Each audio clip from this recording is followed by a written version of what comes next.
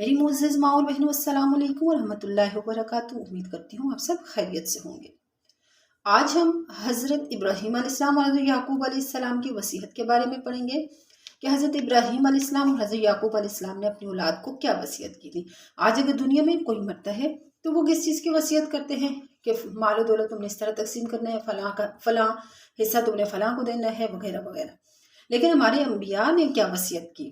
उन्होंने वसीयत अपनी औलाद को माल दौलत और जायदाद की तकसीम की वसीयत नहीं की, बल्कि उन्होंने वसीयत ये की कि तुमने इस दीन को ही अपने लिए चुन लेना है और तुमने एक अल्लाह की इबादत करनी है, अल्लाह के साथ किसी को शरीक नहीं करना और दीन इस्लाम पर ही जीना है और दीन इस्लाम पर ही तुमने मरना है। तो ये हमारे अंबिया की वसीयत है। चूँकि अंबिया जो है वो मिरास में कोई माल दौलत नहीं छोड़ के जाते, बल्कि वो मिरास में इल्म छोड़ के जाते हैं। सबसे पहले हम इसका लफ्ज़ी तर्जुमा पढ़ेंगे और फिर मज़ीद इसकी तशरीह जो है तो वो हम आगे इंशाल्लाह बयान करेंगे। आऊज़ु बिल्लाहि मिनश शैतानिर रजीम, बिस्मिल्लाहिर रहमानिर रहीम।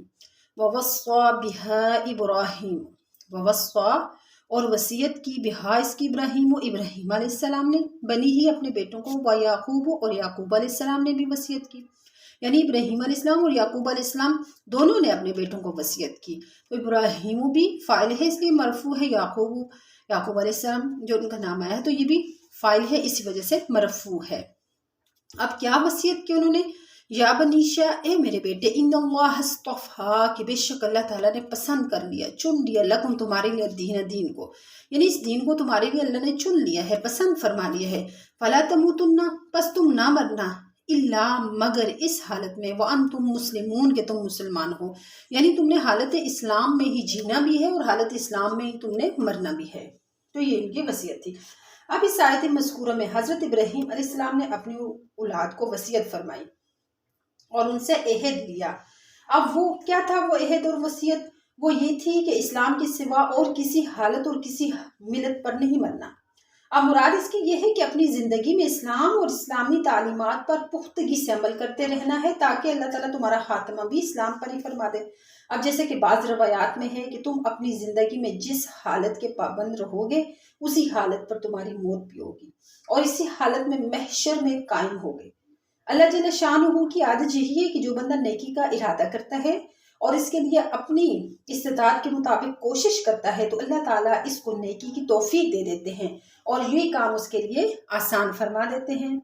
इस मामला में उस हदीस से शुबा न किया जाए जिसमें ये इरशाद है कि बाज़ आदमी जन्नत के काम और अहले जन्नत के अमल हमेशा करता रहता है, यहाँ तक कि इस शख्स और जन्नत के दरमियान सिर्फ एक हाथ का फासला रह जाता है, मगर फिर इसकी तकदीर गालिब आ जाती है और अहले दोज़ख के से काम करने लगता है और अंजाम कार दोज़ख में जाता है। इसी तरह बाज़ आदमी दोज़ख के काम में मशगूल रहता है, यहाँ तक कि उसके और दोज़ख के दरमियान सिर्फ एक हाथ का फासला रह जाता है, फिर तकदीर गालिब आती है और आखिर उम्र में अहले जन्नत के काम करने लगता है और जन्नत में दाखिल हो जाता है।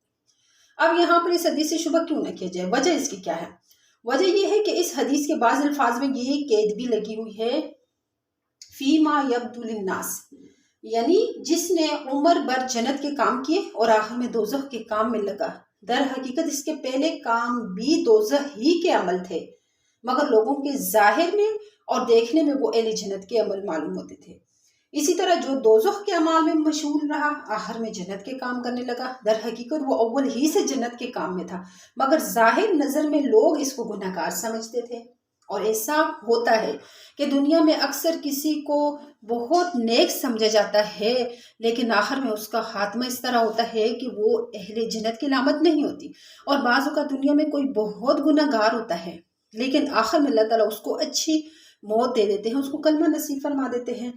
तो ये इसी वजह से खुलासा इसका ये है कि जो आदमी नेक काम में मशगूल रहे, इसको अल्लाह ताला के वादे और आदत की बिना पर यही उम्मीद रखना चाहिए कि उसका खात्मा भी नेकी पर ही होगा इंशाअल्लाह। वमा अलैना इल्लल बलाग।